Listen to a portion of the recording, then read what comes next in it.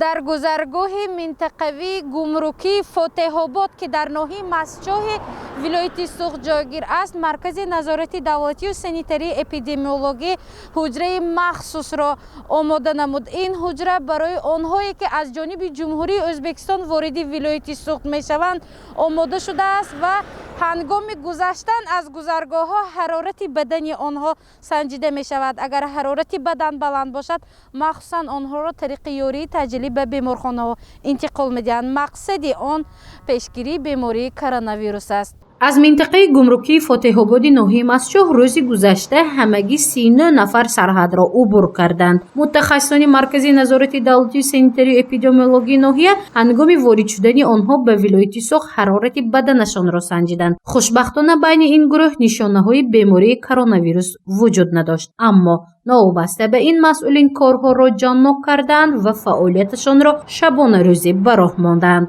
امروز در گذرگاه نزد سرحدی ناحیه مسچاه یعنی فاتح‌آباد شهروندانی که از جانب جمهوری ازبکستان از دیگر کشورها وارد جمهوری تاجیکستان میشوند، از آنها گواهنامه واکسیناسیا و حرارت بلندی سنجیده میشد با حرارت سنجای فاصلوی.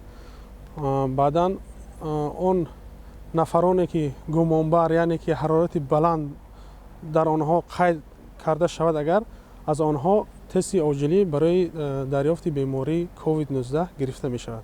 تا امروزه یگان نفر گمانبر وارد نشده است. اون شهروندانی که وارد میشن البته با گواهنامه هستند.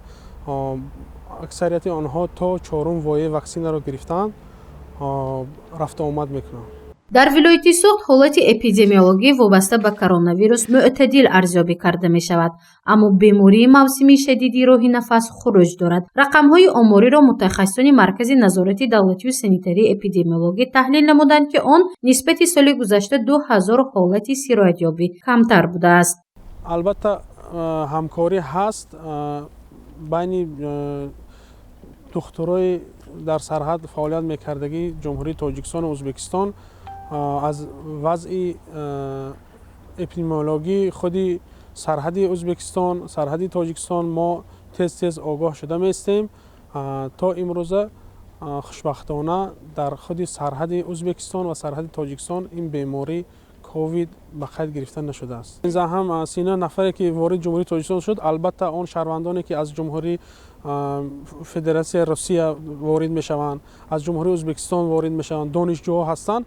ما همه ویها را کاتگوری اختی جدا میکنیم. هر سحر با مرکز ولایتی و خدمات نظارت دولتی سانیتری اپیدمیولوژی جمهوری معلومات نامش پیشنهاد میکنیم، هم به طور الکترونی هم به طور خطی. حالا در ولایت سوخت به خاطر پیشگیری از بیماری‌های سرایتی مخصوصاً کرونا ویروس کارها را جانب به راه ماندند، زیرا در بیشتر کشورهای همسایه که هم سرحد با منطقه سوخت است بیماری کووید 19 اوج می‌گیرد. از این خاطر مقامات و دکتران اپیدمیولوژها به ساکنان توصیه می‌دهند که نقاب به بر نمایند. گزارش مفنوشکور و نسیم رحیمов برای برنامه اطلاعاتی خبر.